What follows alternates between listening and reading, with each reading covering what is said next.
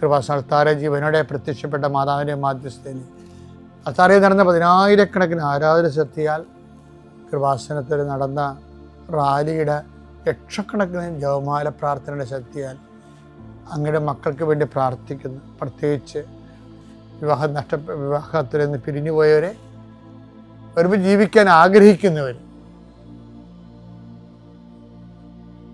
കർത്താവിൻ്റെ നാമത്തെ ആശീർവദിക്കുന്ന മക്കളില്ലാത്തവരെ, ഒത്തിരി അബോർഷനും ഒത്തിരി ട്യൂബൽ പ്രഗ്നൻസിയൊക്കെ നടന്നിട്ടും ഇനി മടുത്ത് നിർത്തി മതി എന്നൊക്കെ പറഞ്ഞ് മാറ്റിയവരെ, അവരൊറ്റ ആശീർവാദം കൊണ്ട് കർത്താവ് പുതിയൊരു ജീവിതം നിങ്ങൾക്ക് നൽകട്ടെ എന്ന് പ്രാർത്ഥിക്കുന്നു.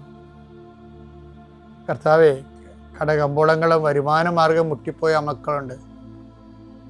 അവർക്ക് ഈ ആശീർവാദത്തിൻ്റെ ഫലമായിട്ട് ആ കുടുംബത്തിന് ജീവിക്കാനുള്ള മാർഗം കാണിച്ചു കൊടുക്കാൻ പരിശുദ്ധമ്മ കൃപാസന അൾത്താരെ ജീവനോടെ പ്രത്യക്ഷപ്പെട്ട മാതാവിൻ്റെ മധ്യസ്ഥത്തിൽ ഞാൻ കുടുംബത്തെ വരുമാനത്തിന് വേണ്ടി പ്രാർത്ഥിക്കുന്നു.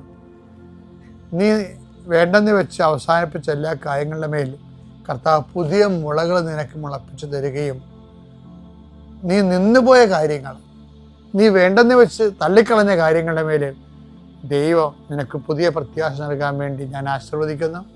എൻ്റെ കർത്താവിൻ്റെ ഉന്നതമായ നാമത്തിൽ, സഭയുടെ അധികാരത്തിൽ, കുരിശടയാളത്തിൽ കൃപാസന അൾത്താരെ ജീവനോടെ പ്രത്യക്ഷപ്പെട്ട മാതാവിൻ്റെ മധ്യസ്ഥത്തിന് രോഗപീഠകളെ ഈശോനാമത്തിൽ സൗഖ്യം പ്രാപിക്കുന്നു.